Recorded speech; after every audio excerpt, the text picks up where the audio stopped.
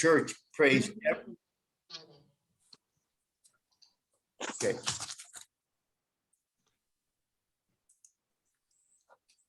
The evening prayer of the church always has the prayer of Mary, which is the Canticle of Mary. And she prayed this when she came at the visitation. After, obviously, she's meditating for the whole journey. It was a 90 mile journey in the caravan. So she comes into to visit Elizabeth and Zechariah to help Elizabeth with the birth of John the Baptist, who's already, she's 6 months pregnant, and she prays this prayer, which we know very well, but let me pray it. Mary said, "My soul proclaims the greatness of the Lord. My spirit rejoices in God, my Savior, for he has looked upon his lowly servant with favor. From this day, all generations will call me blessed. The Almighty has done great things for me, and holy is his name. He has mercy on those who fear him every generation. He has shown the strength of his arm. He has scattered the proud in their conceit. He has cast down the mighty from their thrones and lifted up the lowly. He has filled the hungry with good things, and the rich he has sent away empty. He has come to the help of his servant Israel." Very important, Israel, because this is what we're going to be looking at. "For he has remembered his promise of mercy." What promise of mercy? The promise he made to our fathers, specifically to Abraham and his children forever. Very important. "Glory be to the Father, to the Son, and to the Holy Spirit, as it was in the beginning, is now, and ever shall be, world without end. Amen." Now we're going to come back again to this. But let me say, I want to thank Charmaine for inviting me to do this. It's a review of what she already taught. Maybe if some of you were not in her class, we're not going to be going over all the details like she did, but she asked me to do an overview, but even maybe more so an inner view, not an interview, but an inner, I-N-N-E-R, an interview of the Word of God in the book of Genesis, starting with chapter 12, the call of Abraham, and then his family. It's the story of God entering into his life and in our life. Can you hear me? I do hear somebody speaking. Okay. Okay. And he's revealing to us his great desire for us. This great desire is already in, and I just want to read it from the Catholic Catechism. It's the section on prayer. And he says, prayer is to enter into the presence of God who awaits us. He awaits us. So we're here because he's awaiting for us. He's invited us. The reason why you took the course on scripture is because he was inviting you to that. And then in number 2560, God is thirsting for us so that we might thirst for him. This is the dynamic that is behind everything you will hear today. And it is manifest in the telling of the story of Abraham and his descendants. Now, just think that he is the best of teachers. Think of some of the best of teachers that you've ever had, whether it would be in elementary school, high school, college, whatever it is. How they, not only what they taught you, but how they taught you, and you got to know a lot about them. Their attitude, because they had a concern for you. The way they put the class together, the way they were there for you. It says not only what they knew, but who they were. And that's what this inner view of book of Genesis from Abraham on, it will show who he is. Take, for example, the plays of Shakespeare. It's unbelievable. It tells us a lot about Shakespeare. He is a man of great wisdom, experience, the tragedies, the comedies. He knows human nature. Or Beethoven, or any of the great composers. It says a lot about the persons themselves, the people, or Charlotte Bronte, or any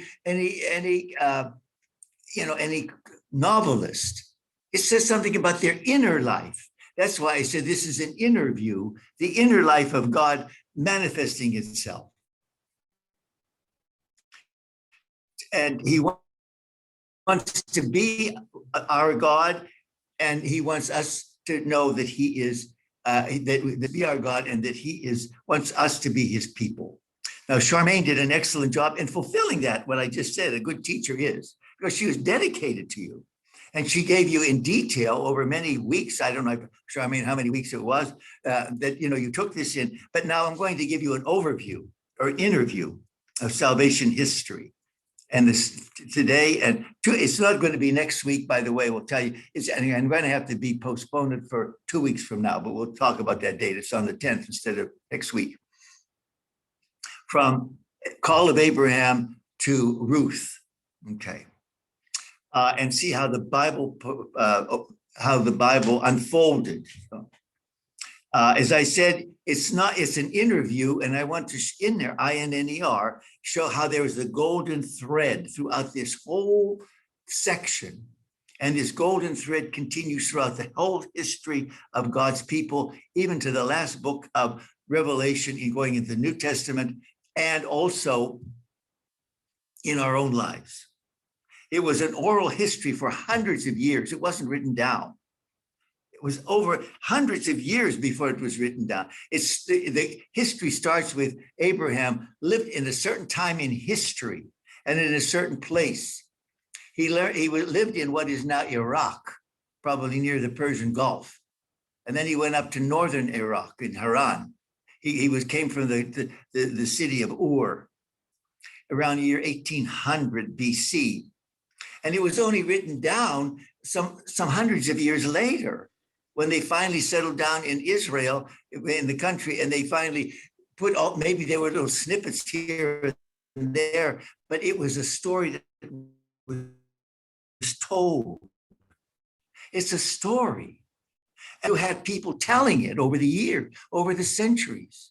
And so they're not telling it like it is written. It depended on which storyteller, because there had to be hundreds of them over, and they're telling with emphasis. And then, see, there's the main plot. There's the main, the protagonists are the greatest people, but then there's a lot of, and then after that, and then he'll go on and say, but remember what we said?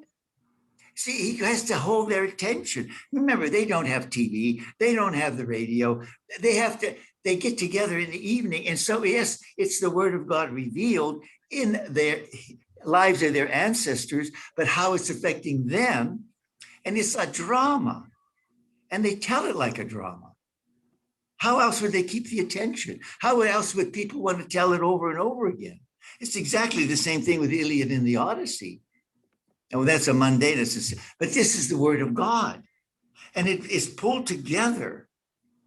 Finally, then it's redacted. So whenever we hear it read maybe in a more prosaic way, but this was an unfolding. The authors was a skilled writer, and the dramatist told it very well. It's a story of God's story woven into the story of these men and women. And it's the story of our lives as well. If we don't see that, we don't understand. We're just not talking about the history of these people. It's our history.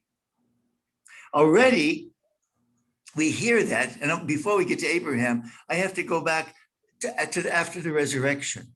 They're totally dismayed. They didn't believe that the Messiah, who was the promised one, which we heard in Mary, because the angel said that she was going to give birth to the promised one. They didn't think the promised one was going to have to suffer and die. So what did Jesus do? And every occurrence of the when he was talking to those after he rose from the dead, and he says it to the two men going to Emmaus, and then after that, and he walked with them, remember, for eight miles. And then then they went back, and by the time they got back, they said, he was here as well, back in Jerusalem. And what does he say? Why are you troubled? Why do you doubt? Rise. Why do these doubts rise in your mind? Now, he wanted to hear their story. They said, what things happened? I don't know what happened. I mean, you're talking like you don't know what happened. He said, well, you tell me how you look at it. So he wanted to hear them how they looked at it. And then when they finally, maybe after maybe an hour or two, then he started telling him his story. that was already written in scriptures that say they read it, but they didn't understand the inner view of God. He said, it is myself, touch me and see. A ghost does not have flesh and bones as you see I have. This is what I told you while I was still with you. That is, when he was still in the flesh. Everything must be fulfilled that is written about me in the law of Moses. The law of Moses, we're talking about the 5 first books of the Bible, which we're going to be talking about, the first one. So it was written me about Abraham, Isaac, and Jacob, and all that is what he told them. We don't hear it here, but that's what he means. In the Pentateuch, that's the 5 books. He says what? And in the prophets, and in the Psalms, which is the wisdom book.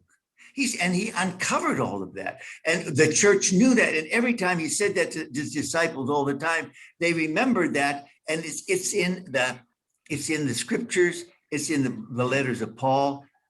And this is what you have to see, that interview. And that's why, what does Mary say? The promise he made to our fathers, to Abraham and his children forever. She mentions Abraham. That's why we're going back to Abraham. Because that's where it started. And so it's just, and then later on, when John the Baptist was born, what does Zechariah said? When he's looking at his son there, he promised to show mercy to our fathers. What our father? Abraham, Isaac, and Jacob. To Joseph, to Moses, and to remember his holy covenant. We're going to talk about that. That's important. You know it. He promised to show mercy. He promised to show mercy to our fathers, to remember his holy covenant. This was the oath he swore to our father Abraham, to set us free from the hands of our enemies, free to worship him without fear. And then he says, in you, my child, this little infant that was just born, he says, you are going to go before the Lord to prepare his way, to give his people knowledge of salvation and the forgiveness of our sins. That's addressed to us. To shine on those who dwell in darkness and the shadow of death, and to guide our feet into the way of peace. We have all dwelled in darkness at times, maybe even now. And this is what it's all about. And this is every morning prayer. So the purpose of God in revealing himself in his relationship with Abraham, Sarah, Isaac, Rebekah, Jacob, Rachel, and Leah, in so doing, his purpose is to reveal himself, his word. But it does come in the words of men and in the experience and their times and their customs. And this is what gives us a little bit of problems. It's over a period of 700 years from Abraham to Ruth. Roughly from 1850 to about 1150 BC. Now, Abraham, when he was first called, he was a good man, but he didn't know the revealed truth of God. He probably was probably worshiping nature gods. You know, maybe the sun god and the moon god and so forth, the gods of fertility. But he was good. He was doing the best. He was doing what was to the best of his knowledge in following the natural law of justice and compassion. And it's in this that we don't know how God called to him. In some way we don't know. And this is what he said. This is in the book of Genesis, chapter 12. I'm not going to give you notes, but I will just mention chapters, because it's not so important that you know all the details. The important is to see the golden thread. And it starts in chapter 12, verse 1. He says, leave your country, your people, and your father's household. So you have to move away from this secure place where you are, where you're embedded with this. You have to remove yourself from that. And I will give you, and I will make of you a great, and I will show, and go to the land I will show you. And I will make of you a great nation, and I will bless you. In other words, he's going to give him children, and he's also going to give them a land. He has to leave the land that he's going to give a land, and he's going to give he's going to be a blessing. I will bless you. I will make your name great, and you will be a blessing. I will bless those who bless you, curse those who curse you, and all the peoples of the earth will be a blessing upon them through you. So there are three great promises, and there's three blessings.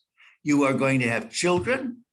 Your children are going to be many, and they're going to have live in a land that belongs to them and you, and belonging to you through them. And you will be a blessing to all nations. Do you see the vision of God is beyond Abraham? He's looking towards all the people. Now, Abraham doesn't understand how that's going to happen. It's beyond him. Like it's beyond us whenever we hear the promises that are given to us. How does Abraham respond? Well, he leaves, he goes. In other words, he's obedient. Why does he heed the command of God? We're not told. It's something between it, but we know that it had to really move him. And what does he do? And he leaves on the word of God. We don't know what struggle it was, but he did it. And so there are three promises. I want to go over them again. That's the golden thread starts here, okay? That is children, a land, and a blessing for all nations. He doesn't know the details. He doesn't know how long it's going to happen. And what does this say about God? First of all, God initiates. But already that happened from the book of Genesis. It was God who created. He initiated. And what did God do? He blessed. He blessed us in a creation. It says he looked at all the creation and he blessed us. He blessed creation because it was very good. Okay? And he asked Abraham to trust in him, like he asked, but they didn't do it. He asked Adam and Eve, just trust me, don't eat of this, eat of anything but this one. But one step at a time, in God's time, and this is going to be the big thing, in God's timing. He doesn't give them a timetable. He just, it's just going to happen. It's going to be the biggest struggle for all the forefathers and all the foremothers. He promises a land that God will show him to be. Where is it? You go and I'll let you know. Just come on, and when we get there, I'll let you. But wait, just take my hand. When you were a kid, when your mother and father said, we're going to go someplace, and you said, okay. Until you were a teenager, then you said, no, I don't think I will. Then you started showing, and you'll be a good to all nations. So God's purpose and desire is way beyond Abraham and his people. He sees us right here today. And he demands obedience in steps woven in Abraham's life. Now, what does this say about Abraham? Well, we know he said yes, but he will learn from saying yes, because as human, he will not answer everything precisely. He will take things into his own hands once in a while, he and Sarah. Now, remember, he's going to have children, but Sarai, his name is Abram. His reaction up to all this time, his name is Abram, and his wife's name is Sarai, and she's barren, and he's old and she's old, and they have no children. Well, it's nice, but where's it going to come? We're old. And Abraham will learn to trust in God through his own life's experiences. And as I said, sometimes he's going to maybe try to hasten he's going to become impatient, and he's going to try to take things in his own hand. In other words, he's going to take the golden thread and say, well, I'll start weaving it myself. That is the DNA of all calls, yours and mine. We have exactly the same thing. It's exactly the same thing. We have to leave. If we're going to grow up, we have to leave. And but the leaving isn't just leaving. It's always, we leave the womb crying. We go to preschool crying. We go into high school, fear and trepidation, happy, but then we miss, and then we leave, we graduate from high school, and it's always leading. But that doesn't mean we're left. There's always a rebirth. And so I think this is, you say you're spending a lot of time on it. That's the inner view. That's God's view. It's the golden thread embedded in everybody's life. You can't escape it if you want to grow and mature. We all have a mission. Now, some of us, as Paul will say, we have different spirits. I mean, some of us do this, some are in administration, some of us in prophecy, some of us are teaching, some of us are just, but we all have a mission, and some are called to greater leadership, limitless. In every parish, there's always many degrees of leadership.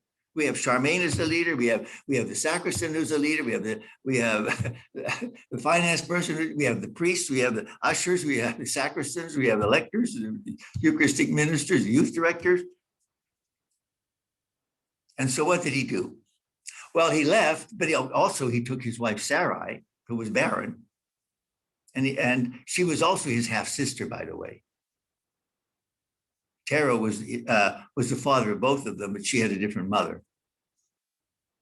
Now you say, well, but this also shows and this is what helps us to date this. This shows the customs of the time. They were people of their times. This was done. Now you say, well, it's not right. They're not supposed. Well, I mean, now we're looking at we have to see it through their view. That was their own customs. Now you say, well, that's not well, they're going to be gradually, revelation will bring them out of that slowly. God is a good pedagogue, a good teacher, his pedagogy. And he also takes with him his cousin Lot. Okay. And then he went, obviously through prayer, he went to Canaan, the land of Canaan, which is just south of Syria, where he was living. Iraq and Syria. Iraq is near the Persian Gulf, and when you go northwest, then you're in Syria, and that's where he left, and he goes south to Canaan. Now, Canaan is a land, it was Palestine and all these trouble. It's right between two very important centers of civilization. Mesopotamia, which is was where he came from. The Sumerians were there, and then they had the Assyrians were there, and then the Babylonians were there, and they were very fertile because there's two rivers there, very fertile. They hardly ever had any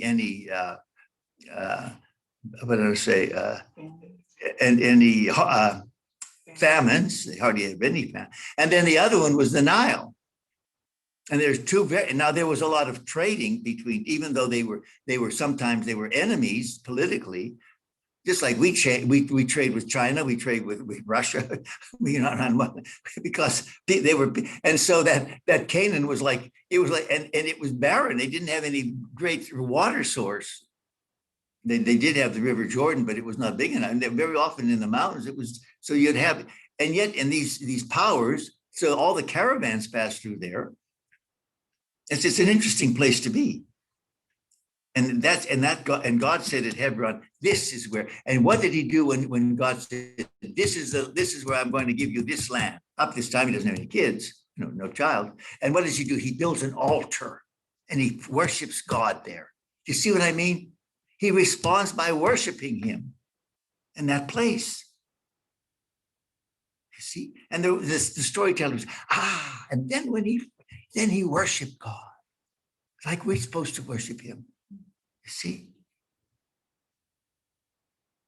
And he said, I will give you this land to your offspring. And he built an altar there. Yet he has this is not his home.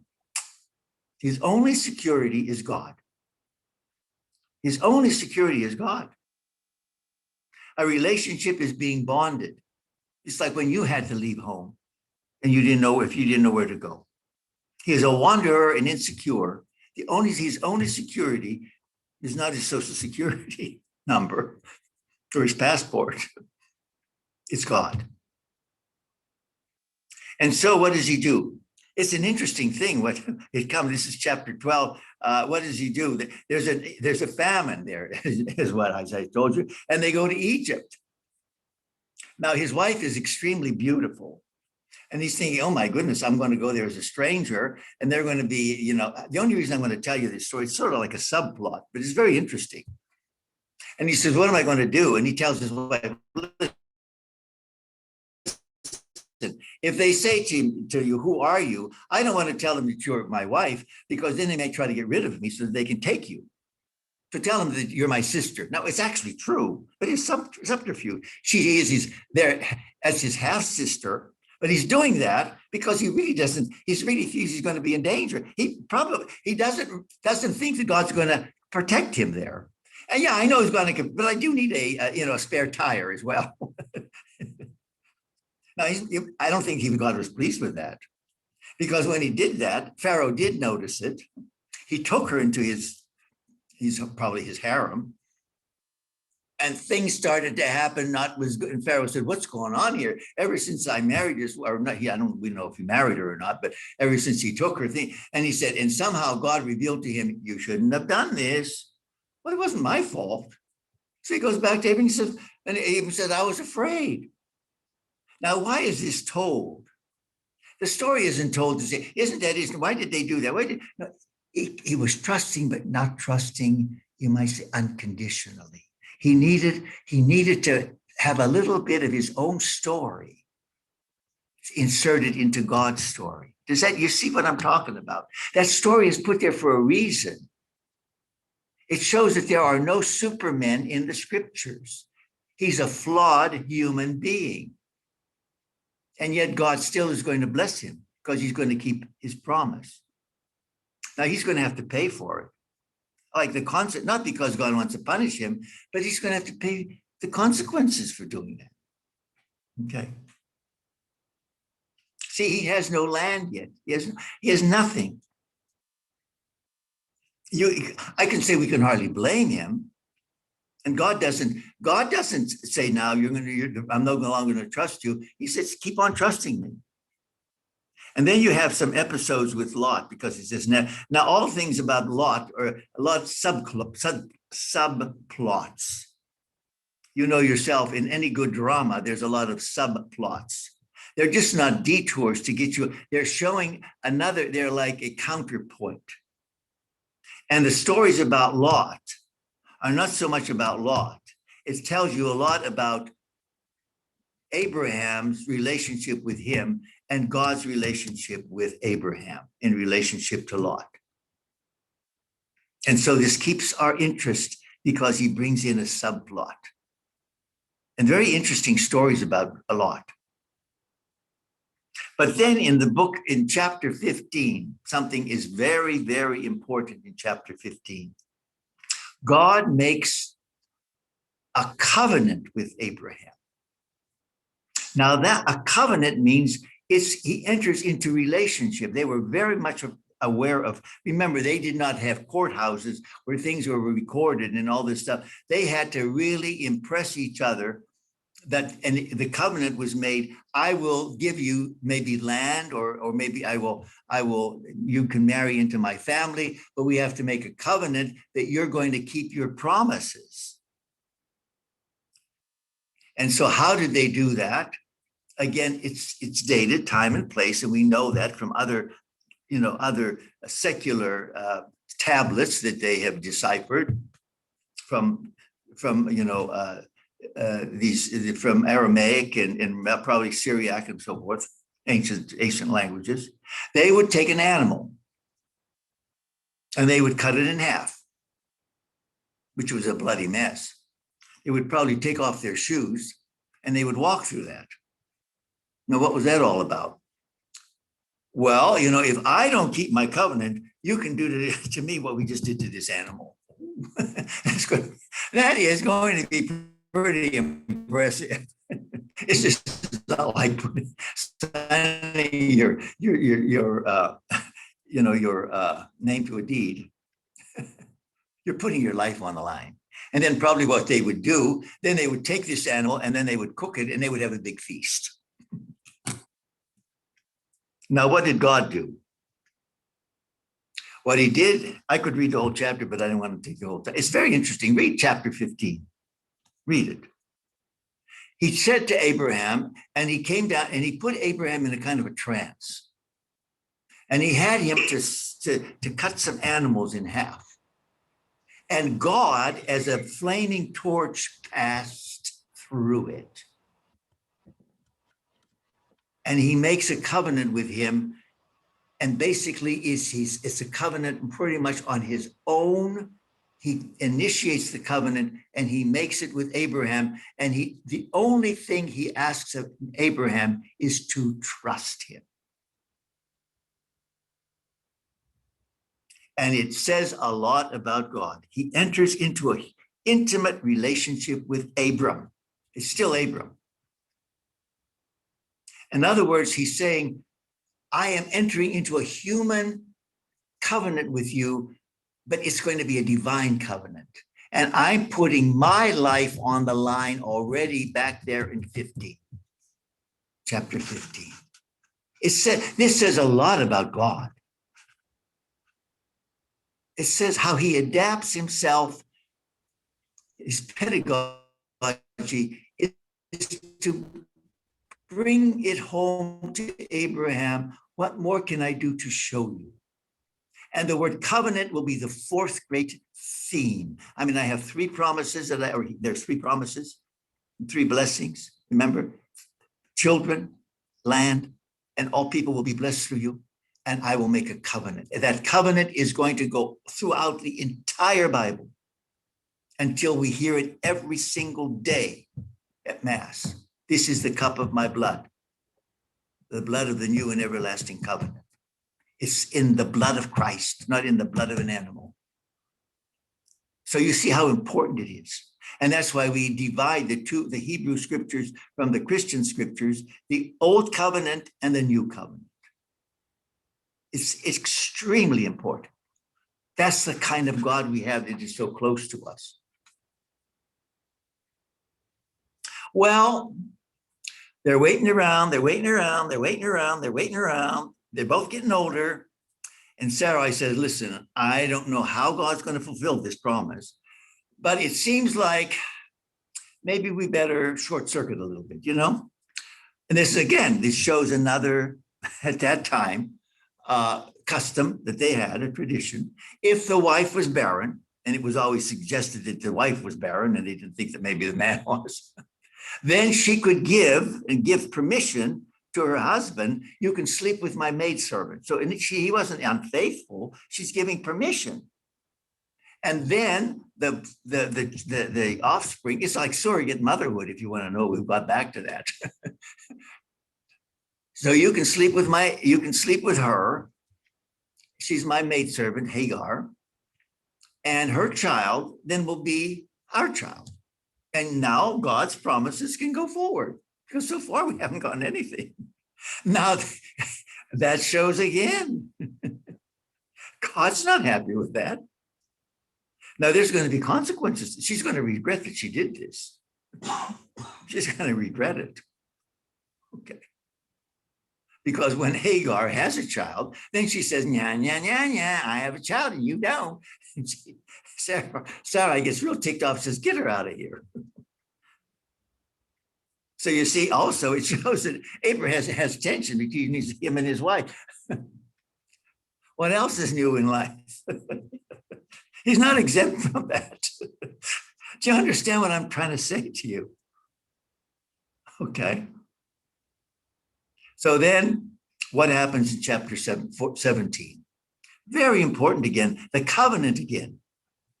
But now he makes the covenant and he tells Abram, and he also changes his name then to Abraham, which means the father of many, or exalted father. He tells him to cut the mark of the covenant in his genital. That's a strange place. We hear circumcision so much, we just get used to it. That's a strange place to put the mark of the covenant on a man's penis, on these guys. Why? Because the reproductive organ it's a reproductive organ. It's an organ of life, fertility. And at that time, and probably he even knew it because he knew it in Ur of the Chaldees, most of the religions were fertility religions. The god of the earth was feminine. Ishtar. They had many other names for her as well. And the god of the heavens was Baal, or other names as well. Well, how does life come? Well, the rain from above impregnates the soil. So there you have male and female. And so they saw this, and remember, they're living in a very uncertain time when childbirth was very problematic. Children were essential. Now we have changed completely our view of this. Children were their security. When they got old, they didn't have Social Security, they didn't have any safety nets. Plus, the fact is that was the progeny. My name is going to go on and through the people, for my progeny. That was the only hope they had, that they were going to live beyond after they died. That they were going to have ancestry remembrance. Sometimes it's not so much ancestry worship; it's just a remembrance, ancestry venerations, that they had little images of their ancestors, and they honored them to keep them alive in their memories. And so he makes them mark of the covenant on his sexual organ, and all the males are supposed to be circumcised from that time on. And that's going to be extremely important for the Jewish people, even to this very day, and very important for the early church, because that was the mark of the covenant. It was the important thing was the covenant, not the circumcision. But that's what God said. That's what it's going to be, the mark of the covenant.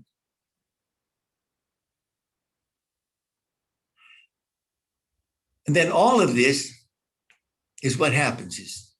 What happens to all of this? In all of this, then, there's a visitation of God. And it's chapter 18 of Genesis.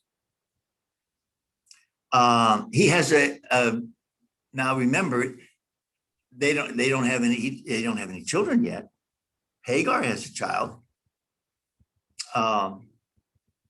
But she's sort of been put on the shelf, and maybe doesn't want to come around too much because she thinks, I better be careful because I was sent away once, maybe I'll be sent away again. So she got her comeuppance, and Sarah probably wants to keep her at a distance, and I'm quite sure he's not having sex with her anymore. First of all, she's not going to give him permission. He can't do it because it'd be unfaithful to her. See, you see these different customs. We say, well, that doesn't make sense. Well, it doesn't make sense to you, but it makes sense to them. That's why we have to say it's embedded in their mentality, in their traditions. Now, these three men come, and they are the Lord. Now, it's very interesting. You see, even it's very difficult for them. They have this sense that God is close to us, and yet at the same time, we can't be too familiar with him. And so very often they would say the angel of the Lord, which they really meant was God himself, but it was like euphemism. And why he came as three visitors, we do not know. Now, the early church, I'm talking about the Christian early church, they saw this as maybe some dawning of the awareness that maybe there's the Trinity in God. And it goes all the way back to the book of Genesis, where God said, let us make man in our image. And I even heard a lecture by an Orthodox rabbi. He said, we don't know why, because God has never used that. It's not a, how should they call that? What do they call that? The plural of, when somebody, like the popes used to say that. Or even some people will say, well, even if there are people with high authority, they'll say, well, we welcome you, even though it's, or, they use the word we. It's, what do they call that? It's called, it's kind of an honorary plural, like using the word we to refer to myself. The popes did that for centuries. They never would say I, they would say we. We welcome you, even though he's standing there all by himself. Papal plural. Huh? What'd you say? Papal plural? I don't know what you said. Papal plural? I don't know what you mean by that. I don't know what you mean, Jeff. What do you mean? What's the word? Oh, I thought you were trying to figure out the terminology for the. Yeah. Isn't it something, the plural of, the plural. Yeah, what do they call it? The papal, as in Pope, papal. Yeah, that was the papal plural, yeah. But there was also a lot of honorary dignities and so forth. They're like monarchs would always say that is, Queen Elizabeth, and that would be we decree, although it was her idea. So anyway, these three come. I understand what you're not, Jeff. Yeah, thanks for reminding me. Now, first of all, Abraham is he's very hospitable. He recognizes that these are special people. That's what he does. And so he kills it. Then they feeds them. He washes their feet. He takes very good care of them. They sit under this big tree at Mamre.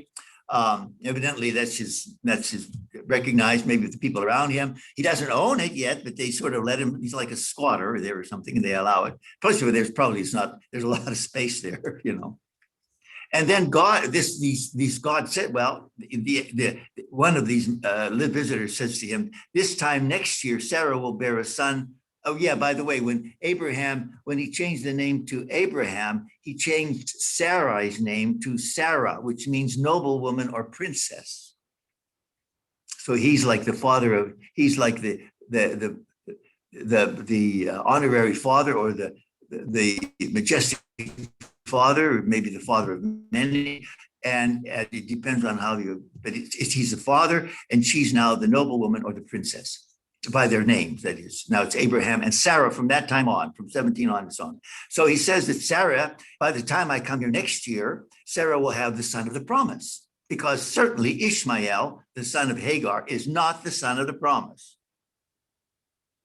I'll bless him, but he's not the son of the promise. And now Sarah, she's in the tent and she's listening, she's not visible, but she just wants to know everything that's going on. And she laughs like, oh my God, what the heck is he saying? And God said to her, Sarah, I know you're back there. Why did you laugh? I didn't laugh. Oh, yes, you did. This little thing, it shows the familiarity. It shows this is a human exchange.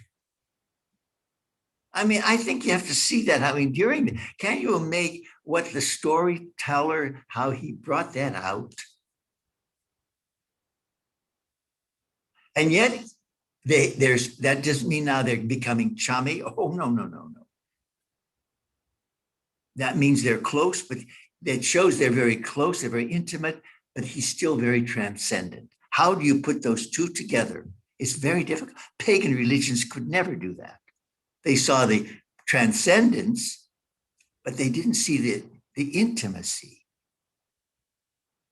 And even pagan philosophers like Plato and Aristotle, and even though they had very lofty, of the one and of the spirituality of the logos, which is the word of God, they never had the sense that God actually loved them and wanted to be a part of their lives in an intimate way like this, like the covenant or this. Well, anyway, now he also tells Abraham. Now Abraham is walking along with him. He said, where are you going to go? Well, we're going to Sodom.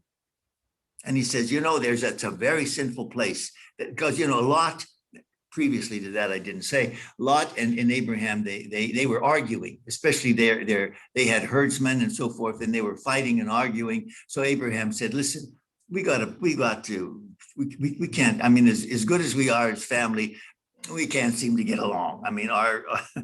Our families aren't getting along. What else is new, And so Abraham said, you say you want to go, where do you want to go? Lot says, I want to go south. I want to go to Sodom and Gomorrah. And he said, okay, evidently he was a man who wanted to live in the city. Well, so he went there. So Lot, he said, but I hear terrible things. This is what God is saying. And he said, and I might have to destroy the place. And Abraham, of course, he has a love for his cousin, or it's his nephew. I'm sorry, it's his nephew, not his cousin. It's his nephew. I think I made a mistake last time I mentioned it. So Lot is his nephew, and he said, well, what if there's 50 men? Will you spare them? Oh yeah, I'll spare. What if there's 45? Yeah. What if there's 40? What if there's 35? He got them all the way down to 10. Again, it shows that sense that God is listening to him. He says, I'll do it. And so Abraham says goodbye and thinks probably Lot's going to be saved. The fact is, when those three visitors come, they not only do they see it, but they become victims or intended victims of the lusts of these men. They want to have sex with these three men. They don't know who they are. They have no rights. They came in, and Lot says, no, you can't do that. You can't do that.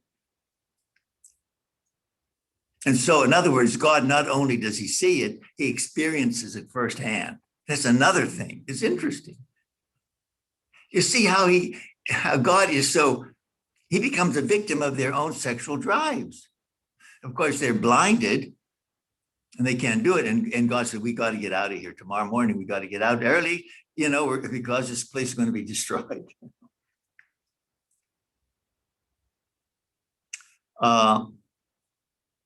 Anyway, so that's what these is. But he says, when you leave, don't look back, don't look back, don't look back.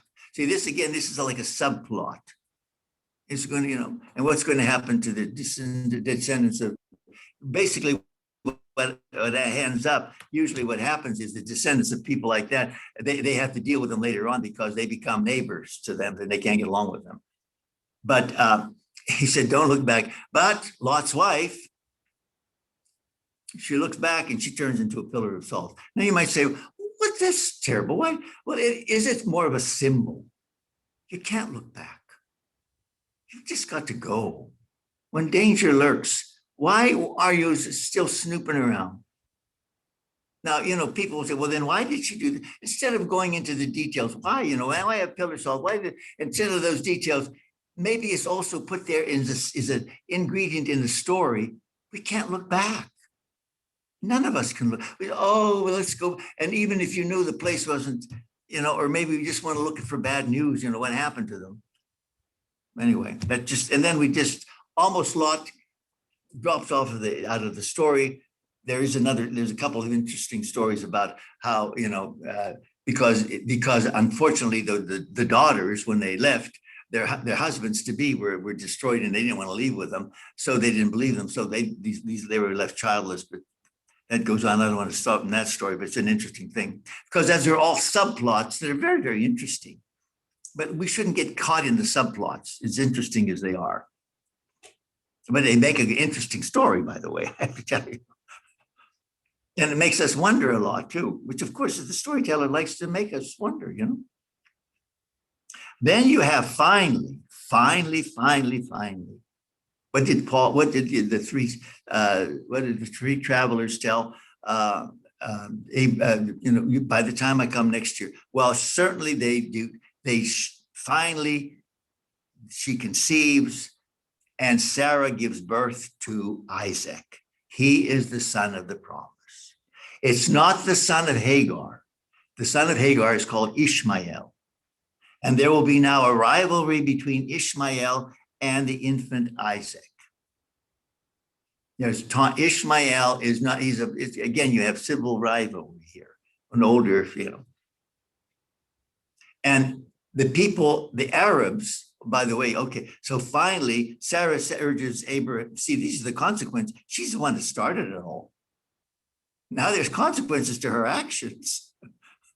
And that's what happens. Yes, we have consequences to our actions but the promise still goes on. And it's also in our own lives. We've made mistakes, we've made detours, but he's going to always continue. But we have to live with the consequences of our actions. Now Ishmael taunts the infant Isaac. So Sarah says, you better get rid of her. She's still hanging around here, this child of hers. Now, okay, she started it. Now she says no. So Abraham listens to her again and sends Hagar and Ishmael away. They almost die, but God rescues them and says he's going to be a great nation as well. He's not going to be he's not going to be the son of the promise of the golden thread, but he'll be, and he becomes the father of the Arabs. And even to this day, the people, the Muslims say that that Ishmael is the son of the promise. And so they go back to Abraham through Ishmael, and they say, no, that the scriptures that was told by the Hebrews, the Israelites, the Jews, no. And remember, I think I told you, maybe I didn't say it, what's his name? Muhammad, he only heard the Quran like 610 AD. And he heard it as a recitation of an angel.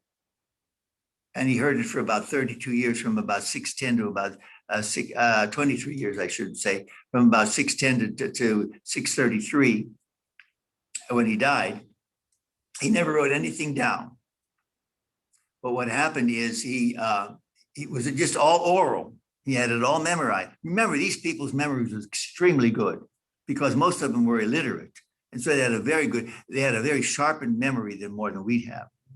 And he knew all of the whole Quran by memory. Probably they say maybe even Muhammad could have been even illiterate. And it was only written down later on. But everything out of the Quran comes from one person who heard the recitation. One person. The difference between the Hebrew scriptures, it came over a period of centuries in a community. And that community, only after a long period of time, sanctioned that this is the holy books and not those. So the revelation of God's revelation to the Hebrews came from a living community, vibrant community over centuries. Not just over one person. If you didn't believe if you didn't believe Muhammad, everything else, there was no witnesses. He just said they believed Muhammad. And there were Jews living in Arabia. There were also some Christians, and he picked these things up from them. And that's why he incorporated what we call the Old Testament and the New Testament into his Quran. And he reinterpreted it. Now, of course, they're going to say he put it right, of course, because he was the last of the prophets. I just want to also say something about the Book of Mormon, or let's say the Church of Mormon. The only person who read that book was Joseph Smith. And that was like the year 1832 or something like that. And then he had to destroy the book because the angel, his name was it Gabriel? No, that wasn't it. No, it'll come to me.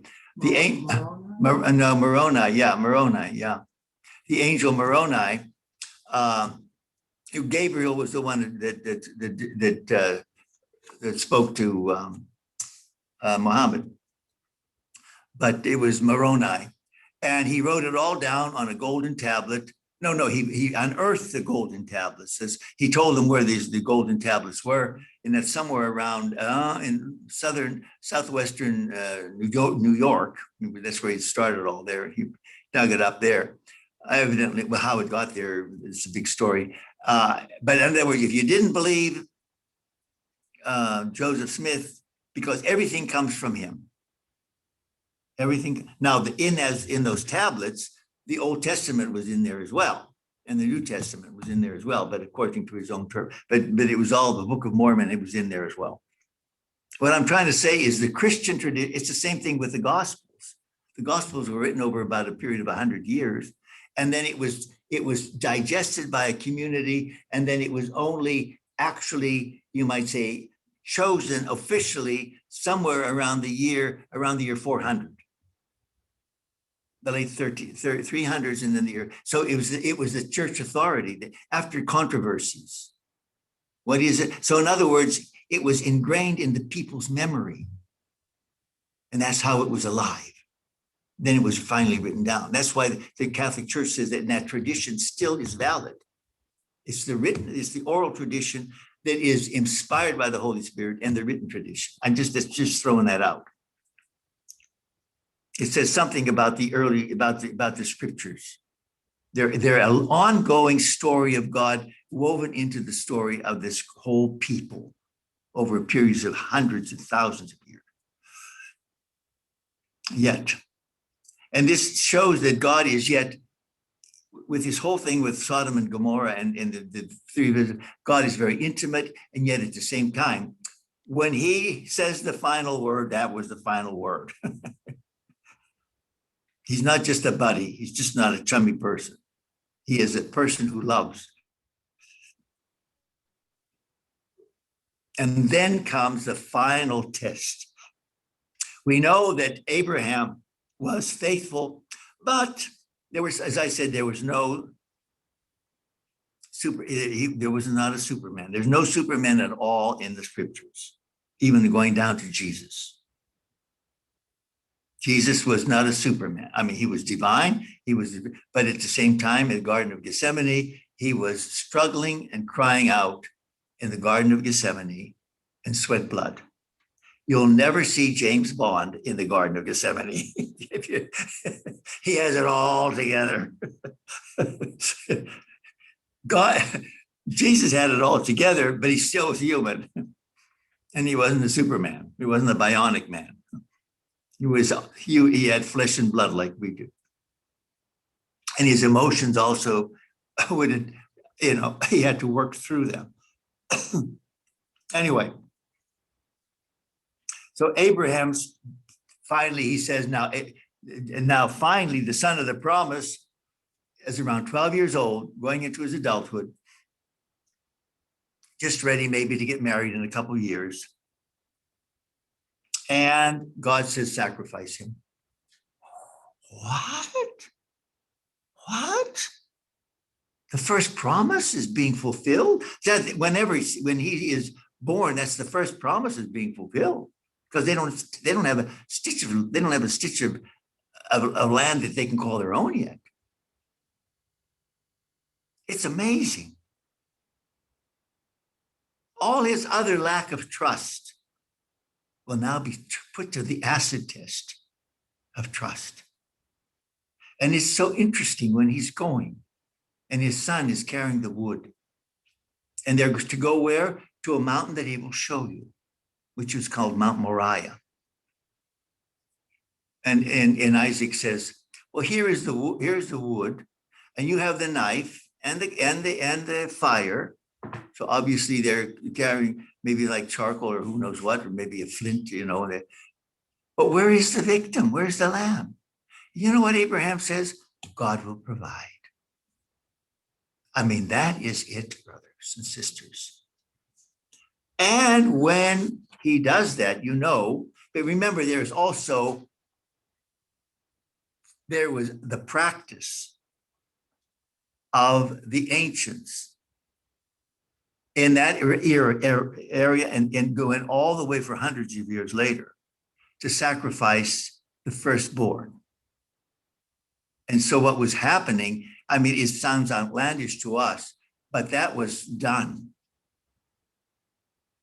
I lived in North Africa for a while at Carthage, and the Phoenicians who lived in Carthage, they sacrificed to, I forgot what pagan god they had, but they uncovered a cemetery with hundreds and hundreds of little votive offerings where their children were sacrificed.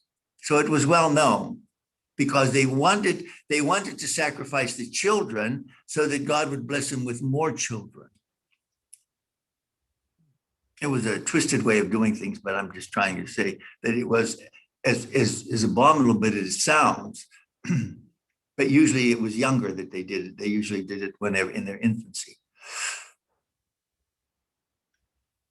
Okay. Now God says, and then God repeats everything that he ever said in any promise, he gives them again. He reiterates the three promises and he says, and you will be, and he really puts the final, says, this is going to happen. And all Abraham assurance he has is that he blesses his son. God blesses, and he blesses him in that relationship. And then in chapter 23, Sarah dies. And this is an interesting thing. This is a little bit of an interesting thing. When Sarah dies, he has to have a burial plot. So from the Hittites who lived there, he bought a burial place, a cave. That's the first plot of land he's going to own. It's only a grave, a burial plot, but he bought it, it's his. That's the first time he has it. So this is like the second promise coming in seed. He has a son, and he just has a foothold that it happens to be a grave, but he owns it. He has a deed for it. There's a deed there. So that's his. He owns it. Then now, and so Sarah dies. Well, he has to find a wife for his son, and he does not want his son to marry a Canaanite. And so he tells his servant to go up there and look for his son where he came from. Listen, I'm going to take some, we said, but I'm going to have to go longer. So I'm going to just take a little time out. I talked a lot. And are there any questions? I might be able to answer them, but if you go too much, and I'll maybe where you're coming from, what have you thought so far? What is your ideas? What are some of the questions you have? If I was not clear, if I went too fast, because I said a lot, but I'm asking you to keep the golden thread alive as it goes through. Okay, anybody have a question? You can just put your hand up like this, or if you don't have if we don't see your face, maybe somehow let us know that maybe, I think there's a little emoji or an icon you can come up that you want your hand. What is anybody? Don't be shy. And there's no question that's dumb. Okay, so we have Jeff or Suzanne. Well, it's Suzanne. We're together. My question was about the three angels that visited, and you said that they were God. Did I understand that? Yeah, correct? that was understood to be God. Yeah. Oh, I didn't understand that. So that good. I learned that tonight. Thank you. In other words, what happened is the image of who God is very. It's like. It's God, and it's sort of, it's not clear, but we know that from all things it's the Lord. Thank you. It's a theophany that comes in such a way that they would be able to interrelate with it, because he's beyond, you might say, appearing as he is. And he appears. Now, when we have an angel, they were not angels with wings like that. I know we see that, but that came much, much later in Christian art. The angels were always just messenger. The word angelos in Greek means messenger. They just, any messenger, even the messenger that came to Mary, was probably just a human, a messenger from God that took on the appearance of a man, or maybe even a woman. We don't know. Does that answer your question? Yes. Suzanne, does that answer your question? It does. Thank you very much. Yes. Anybody else? Yeah. Anybody else? Oh, yeah. Okay. Who is that? My name is Lana. Oh, Lana. Yeah. What about Lana? What's on your mind? Well, I'm at the very beginning of the road and don't have the knowledge that you have, but I'm learning from you about the golden thread is absolutely wonderful, because it's the airplane view down onto the whole situation where you have the big concepts. And tonight it was really nice. I've always wanted to pinpoint where the Muslims and the Israelites originated from, and it was really interesting to understand now that it's from Ishmael. And you have Isaac. And Isaac. Isaac, eventually, we're going to get to that right now. Isaac he only had one name, which was Jacob. We're going to hear how he got the name Israel. That comes later on. But he only has one name. Excuse me. Isaac only has one name, and he'll die with one name. It's his son that will have be named Israel. No, Isaac only has one name. He always had one name. It's I his don't son. know why I said that. That was just a slip. So No, thank no, you. you're right, because it's the people of Israel. And we'll get to that. Yeah, because they don't call themselves Isaacians, or they don't even call themselves Abrahamians. They call themselves Israelites. Although those are the the forefathers of Israel, Jacob, Israel. So okay, yeah, it's almost like when you said a bird's eye view. It would almost be like if you're in an airplane and you would see a river winding through the forest and winding through maybe a deserted place. It's the river of life. Yeah, it's But beautiful. it's drawing us to the Father. It's coming out of his heart and it's drawing us into his embrace. Yeah, very And nice. it's embedded in the history of these people's lives, like it's embedded in your life and mine. Yeah, yeah. With the ups and downs and all of the different situations that happen to us. Yeah. The rivalry, husband and wife, taking things in our own hand, but then we have to live the consequences, but he doesn't abandon us because of that. Yeah, you've commented on parts of the stories. You see the origins of the seeds of things that we have in today's life, with today's people, the conflicts. Yeah. You see the seeds that you've pointed out. Yeah. Yeah. Okay, so anyway, now obviously Isaac is too old to go up there, so he tells one of his servants to go up there and find a woman, and to try to go to his. He probably tells him where his family comes from, where he came. It was Haran, Haran, and he goes there and he goes to a well. Now, why does he go to a well? He goes to a well because he knows that's where women are going to gather. That's women always did that. They would always come. It was their job to go to the well and get the water for the day, and they always went in a group because it could be dangerous and so forth. So they always go in the group, and it was also a social thing to do, So they went there, and so he went in there, and then who does he see there? But he sees a woman by the name of Rebecca, and she happens to be the daughter of Abraham's brother. And so she says, and so he says, who he is and so forth. And so then she takes him home, and Rebecca comes on the scene, and then they agree, yes, that they're going to do. They made a covenant and so forth. So he brings her back. The father says, yes, you can, he knows, he shows him all of the signs that he's coming from Abraham, because Abraham gave him Isaac gave him some mementos that they can say, we belong to your family. And so anyway, what am I talking about? I'm getting mixed. Yeah, Abraham sent him up there, and so that, that Isaac is really a part of your family like I am. And so he says, fine, and he comes back. And so then finally now, Rebecca agrees. They make the agreement, but they still, Rebecca, do you really want to go? So the families make the decision, but the woman still has the final say. But usually it's yes, because she sees where it's going anyway. So anyway, and then they marry. Now that's a very good sign, because now the story can go on. Because if Abraham is going to have children, and he only has, two, he's going to have grandchildren. So, and if it has to come through his, it has to come through his son, Isaac. And so they get married.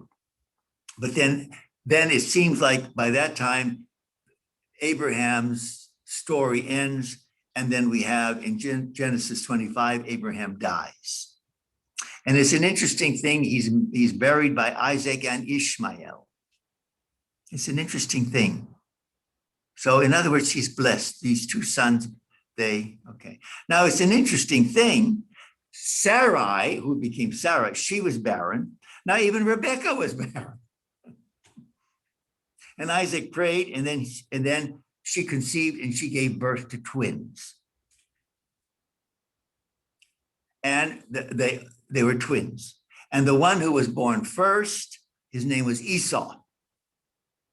And as he was coming out of the womb, his brother that was behind him, he grabbed hold of his heel. It's like he wanted to pull him back, but he couldn't.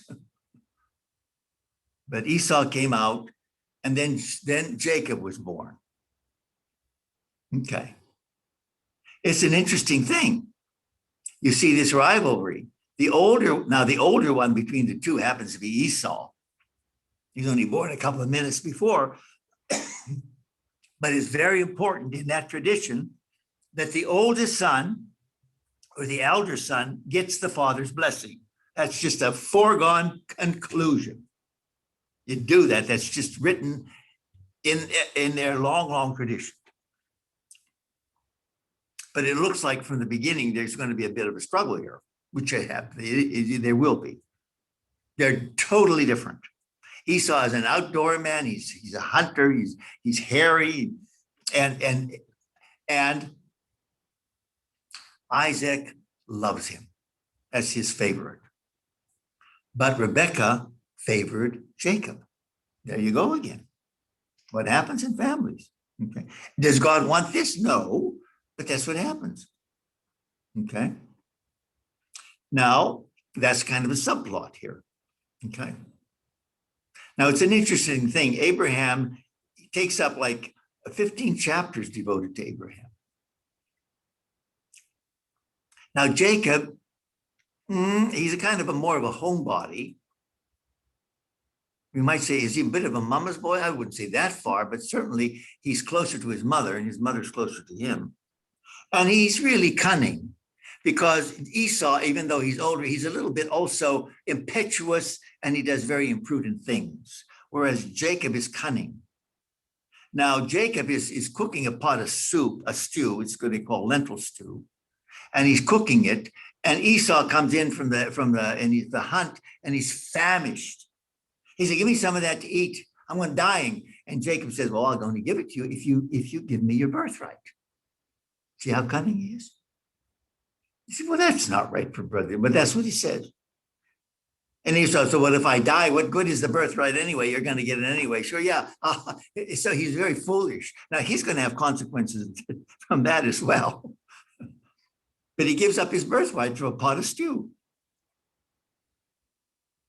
Now, okay, what's going on? Now, you know now what happens. Now, Isaac is ready to die. And he says, I'm ready to die. And so Esau, I'm going to bless you before I die. And you're the older son, and I'm going to bless you. And Rebekah hears that. And she must know that Esau sold his birthright for a pot of stew. And she just says to her son, Jacob, we have to cash in on this and we got to work. And your son, your father doesn't know this, what we know. And what he's the only one that doesn't know this. And Esau's not going to tell him he's not going to tell him. He's going to cash in on something that he forfeited. So she said, listen, why don't I'll take his clothes. You can put on his hairy and I'll make a pot of stew and you can come in. You can say you are Esau. Now, Isaac has are you sure? He said, the hands of and the body of Esau, but the voice is the voice of Jacob. Oh, no, I'm your son. I'm your son. He's blind, poor guy. And so he blesses him. Is he telling a lie? He's telling a lie. He's a deceiver. Finally, he does. He gets, he coming out of the womb, he wanted to pull him back so he could be older than him. Now he got him. Now he got it. See, that's a very good subplot. That's a very good story. It's an ingredient to make a very good story, but it also says something about the choice of God working through all of this. So then Rebekah says, you better get out of here because as soon as your father dies, you're dead meat. Your brother's going to, so you better get out before he dies. And so she says to Jacob, she says to her husband, why don't you send him back where I came from? You can go to my brother Laban up there. He has children up there, daughters up there. He can maybe marry one of them. And so Isaac says, he tells his son Jacob, yeah, go. And so he gets out of town, so to speak, not out of town. He gets, so You see how interesting this story is. But when he flees, he comes to a place called Bethel, which means house of God. There's a shrine there. And he falls asleep. It says he put his head on a stone, fell asleep, and he had a dream. He had a dream that the heavens opened, and God was coming down upon him there were angels rather. There was angels and they were coming down, and they were bringing like blessings from the Lord. And God now confirms what he got from his father Isaac. He said, yes, you will be the son of the promise. And he gives them the same 3 blessings. That's chapter 28. He says, you will have progeny. They'll be numerous. You're going to come back here. This is going to be your land, and your descendants will be a blessing for all nations. The golden thread goes on even in flawed people. Interesting. It's a mystery. We could say why, we could never answer the why. God's mystery goes through very imperfect, flawed people. He sees something in them that we don't see. Like he sees something in us that we don't see, in our flawed history. That's the important thing, brothers and sisters. He does exactly the same thing to us.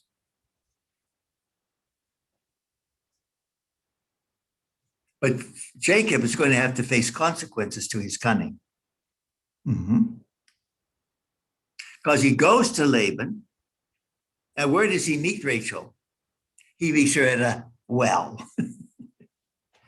There's a very common theme where that happens, because that is the place of fertility. That's where water comes. That's where the well.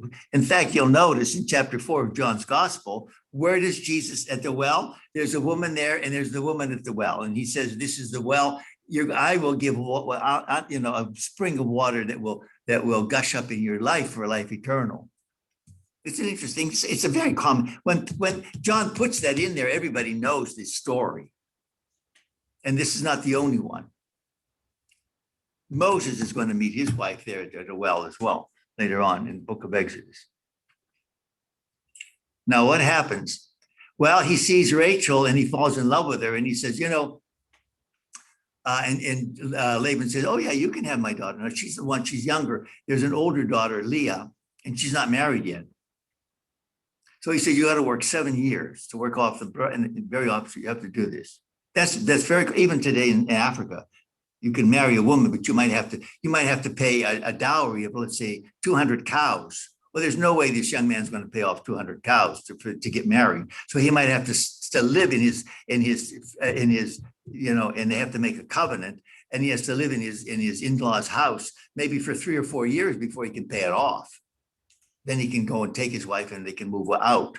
That's what happened there. But he's very 70. Now, what happened is Laban deceives him. The deceiver becomes deceived himself. They get married. The women get married with a big veil on.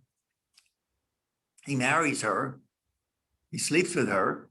And when he wakes up in the morning, he says, "Oh my goodness, she's not Rachel." You say, "Well, that's rather strange." It says something about the times as well. So, but Laban says, "Well, if you want Rachel, work 7 more years." Now, all this time, God is blessing him. Laban is more blessed, and he says, "Boy, this is good to have his son-in-law here. Things are going better for me than ever." Because, see, he's the son of the promise. And so he works, and during that time, he bears 11 sons. Later on, he'll have another. He has 12 sons. By Leah, he bore 6 sons. Now, there's some difficulties because of one reason or another. And because Leah's not having more children and everything, she's, "Oh, you can sleep with my maidservant, Zilpah." And he has 2 by Zilpah, but that's really, it's counted like it's children of Leah. Again, according to what happened with Hagar and Abraham. And then Rachel was barren. Here we go, but for a time only. And then she gave birth to Joseph. And then she said, well, maybe you can have more children by me. You could I have also a servant, he has 2 children by her maidservant Bilhah. And then later on, he's going to have Benjamin. So Jacob has 12 sons, but he has 1 daughter as well. And then it's time to go back home. But Laban would like him to hang around because he says, boy, this man has been a blessing to me. But then finally, so they decide he's going to go back he's going to have to go back to Canaan. But when he goes back to Canaan, because that is the land of the promise. The land of the promise is not up in Haran. That's why he has to do exactly what God asked Abraham to do. Leave that place where you feel most comfortable and go to the place I will show you. And the promised place is the land that I showed Abraham around Haran, and that place is in Canaan. You got to go back there. That's the land of the promise. So now the children are, now Abraham doesn't see that because these are all what Jacob is Abraham's grandson. So these are all the great-grandsons of Abraham. He has 12 of them. Now you can see the progeny is on its way. The first promise is growing in numbers, but they still don't have any land except that one plot who's buried there, Abraham and Sarah. That's all they have. And that's it's like something that is a toehold there. Okay. And as he's on his way home, there's one thing he's going to have to do. He's going to have to face Esau. There's the consequences. And what is Esau going to do? Maybe Esau will kill him. He doesn't know. But he's coming back with all these wives, and he's very, very wealthy now. He has all kinds of sheep and oxen and everything. And so he's going to go back home. But God reminds him again on his way that he will bless him. And he gives him that blessing again, the same blessing that he gave at Bethel.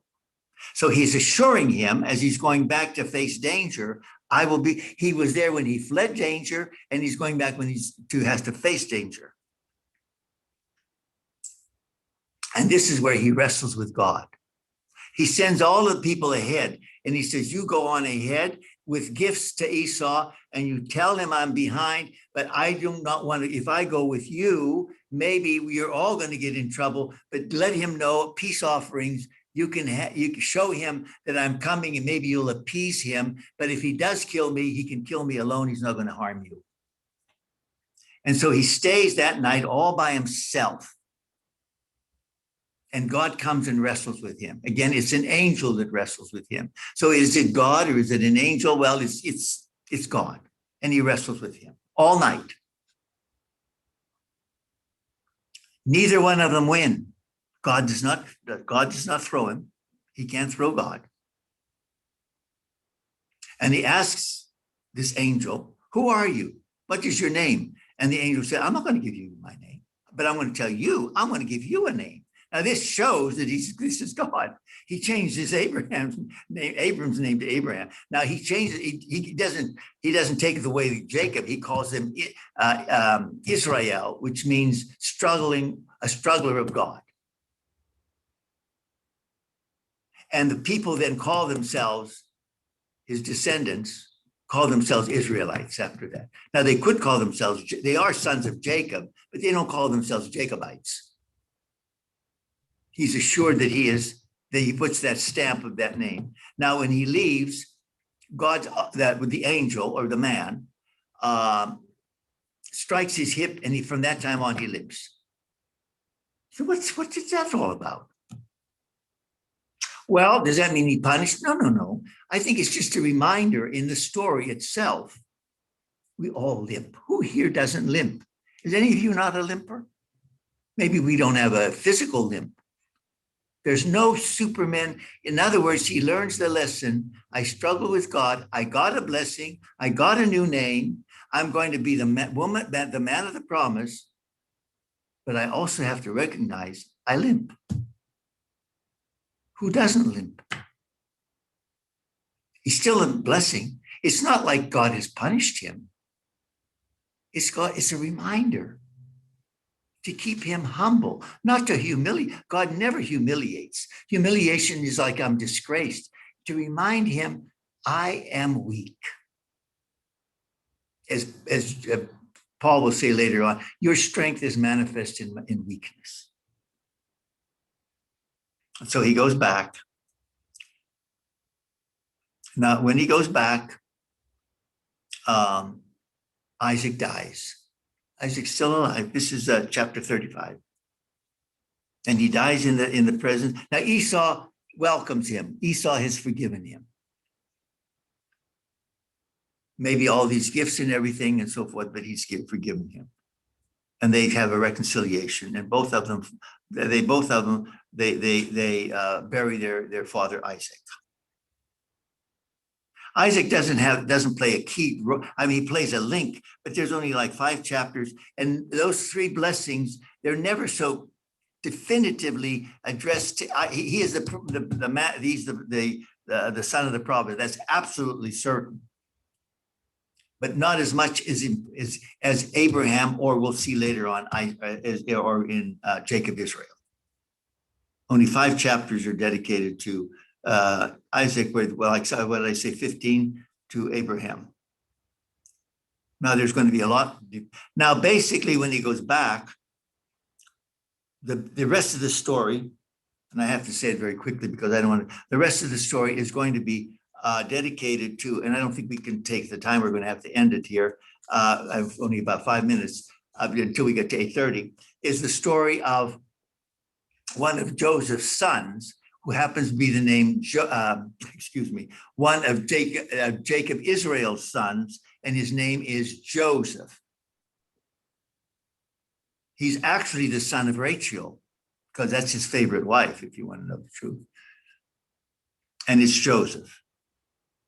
And he's the favorite of, just like Jacob was the favorite of Rebekah, and the other sons are jealous of him, envious, I should say. And he has these dreams that somehow he's going to supersede all the other, and he has a big mouth, unfortunately, and he tells them these dreams. And even his father said that he has, that he has a sheep in there, all bowing down to him and so forth. Or there's the sun and there's the moon, and so, and they're all bowing down to him because he's the center of. And his father says, don't talk like that. Son, I like you, but you're just a little bit too. And he said, well, that's what I'm just telling you the dream. That she was going to give him into trouble with his brothers, because when he gives him a wonderful, if you've ever seen Joseph's Technicolor Dreamcoat, which is kind of a musical, it's really beautiful. Jacob gives his son Joseph a Technicolor Dreamcoat. He gives him a multicolored coat, and he's prancing around in it. And his 10 brothers are out there tending sheep, and he goes to his father wants to send him, and they come out with, here comes this dreamer, and they start saying, let's kill him. And Reuben, the oldest one, says, no. Why don't we just throw him in a dry well, in a cistern? A cistern's not a well; it's just a receptacle where they gather rainwater for the dry season. Let's throw them in there, and he'll just die. He'll starve there. So we don't want to kill him. Actually, we'll get rid of him, but we don't want to actually kill him. After all, he is our brother. I'm still laughing, but it's sad because this is what we do ourselves. We make good excuses for what we can do. And so they throw him in there. But Reuben says, once their temper dies down, then he says it to himself. I'm going to release him, because if I have to go home and tell my father that we don't know where he is, it'll kill him in his old age. But when Reuben is away from them for a while, they're sitting down to eat or something. Reuben, I don't know what he's not there. Judah says, here comes these slave driver. They're coming from Mesopotamia, from from somewhere in Assyria. They're coming down to Egypt because they're these caravans. They're always passing through here. Let's sell them to them as a slave, and that's what they do. And then he also said, and you know what we can do? We can kill an animal. We hate this coat anyway. We can put blood on it and say that a wild beast tore them apart. And this is Judah, and he's a deceiver now. And they take Joseph and they take him in, and he goes into slavery.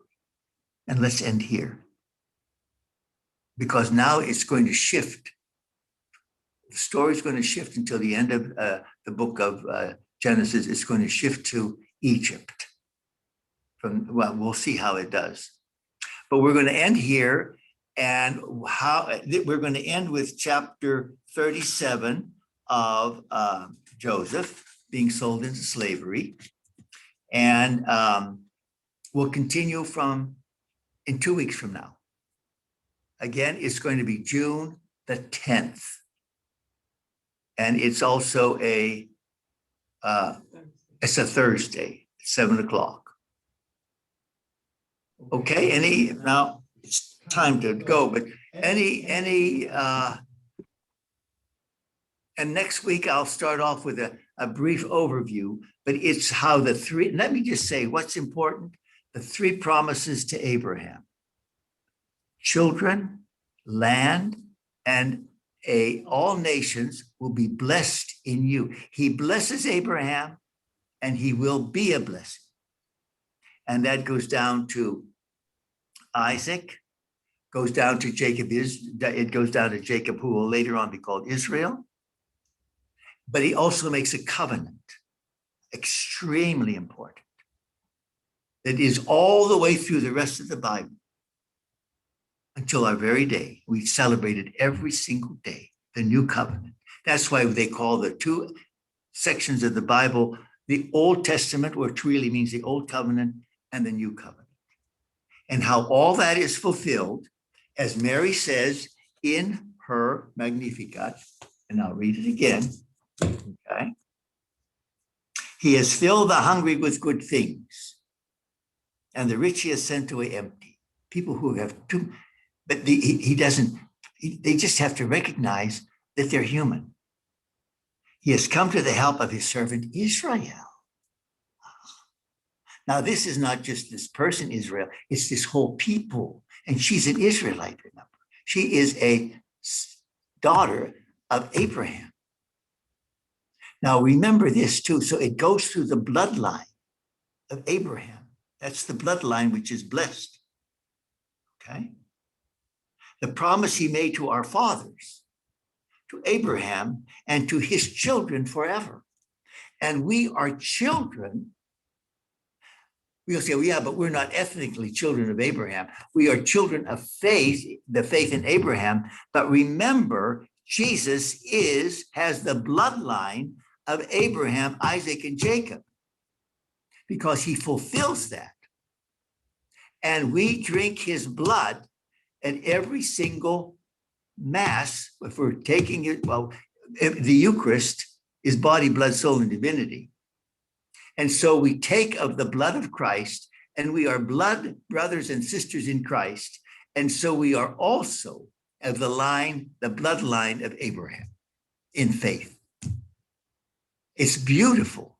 This is the golden thread, and it's woven in your life with all the circumstances that you have to go through, your own foibles. You made mistakes, and God is always there for you. This is my body given for you. It's beautiful. Tune in 2 weeks from today. In the name of the Father and the Son, may Almighty God bless you, the Father, Son, and Holy Spirit. And now a word from our sponsor. What do you have to say? Thank you so much, Monsignor. Your storytelling is just amazing. Thank you for bringing the story alive and really delving, giving us deeper meaning to the story. As I said, an interview. It's more than an overview. It's as an overview and an interview. Yes, yes. And I'd like to remind my rising sophomores to read this book over the summer. and my rising juniors to read both of these books over the summer. What are they? What's the title? The Real Story by Edward Sri. And for the third years, Scott Hahn's A Father Who Keeps His Promises. That's right. We're talking about this right now. And for those of you who are not enrolled in the Bible study classes, you can certainly pick up these books at the parish office next week. The office is going to be closed on Monday. But again, thank you. And I am just taken by what you're saying. Thank you. And we will see you on June 10th. Okay, with more stories. More The stories. story of God in the story of man, of your life and mine. All right. Thank Good you night, so all. much. God bless you all. Have a wonderful, safe weekend. Good night. Thank you, Father. Thank you very much. Good night. Thank you so much. Good night. Good night. Bless you, Monsignor. Thank you very much. Wasn't that awesome? Oh, my gosh. They know the stories too, and then you retelling it just brings it alive even more. Yeah. I have to say the part about where You're muted, Linda. You're muted. I see your mouth moving. oh,